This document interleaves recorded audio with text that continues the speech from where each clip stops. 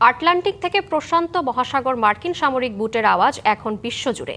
নিজের সীমানা ছাড়িয়ে পৃথিবীর এক প্রান্ত থেকে অন্য প্রান্তে জালের মতো ছড়িয়ে আছে মার্কিন সামরিক শক্তি। বিশ্বের ৮০টি দেশের ৭৫০টি ঘাঁটিতে দিনরাত অতন্দ্র প্রহরীর মতো মোতায়েন রয়েছে লাখো মার্কিন সেনা।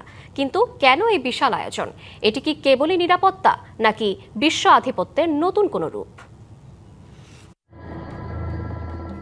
একসময় বলা হতো ব্রিটিশ সাম্রাজ্যের সূর্য কখনো অস্ত যায় না। এখন এ কথা অনেকটাই মিলে যাচ্ছে যুক্তরাষ্ট্রের ক্ষেত্রে। সরাসরি সাম্রাজ্য প্রতিষ্ঠা না করলেও আধিপত্যের দৌড়ে এখন দেশটির দোর্দণ্ড প্রতাপ। দ্বিতীয় বিশ্বযুদ্ধের পর থেকে শুরু হওয়া এই আধিপত্য ২০২৬ সালে এসে আরও সংহত। প্রশান্ত মহাসাগরের কোল ঘেঁষে জাপান থেকে শুরু করে ইউরোপের হৃৎপিণ্ড জার্মানি, সর্বক্ষেত্রেই মার্কিন প্রভাব। পরিসংখ্যান বলছে কেবল জাপানেই রয়েছে ৫৪,০০০-এর বেশি মার্কিন সেনা। দক্ষিণ কোরিয়ার জার্মানিতে এই সংখ্যা কয়েক হাজার। মধ্যপ্রাচ্যের মরুভূমি থেকে ভূমধ্যসাগরে নীল জলরাশি মার্কিন নৌ ও বিমান বাহিনী যেন এক অদৃশ্য প্রাচীর গড়ে তুলেছে। শিয়া বাটার ও ভিটামিনে সমৃদ্ধ লিলি বিউটি সোপ, তারুণ্যময় উজ্জ্বল ত্বকের জন্য।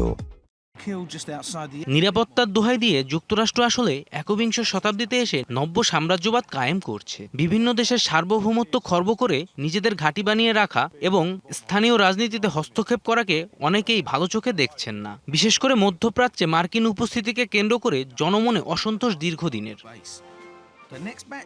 ওয়াশিংটন একে বলে বিশ্বের নিরাপত্তা নিশ্চিত করা, আর বেইজিং বা মস্কো একে দেখে অন্য দেশকে আটকানোর কৌশল হিসেবে। দিন শেষে এই বিশাল সামরিক বহর বিশ্বকে কতটা নিরাপদ রাখছে আর কতটা যুদ্ধের দিকে ঠেলে দিচ্ছে তা নিয়ে বিতর্ক আছেই।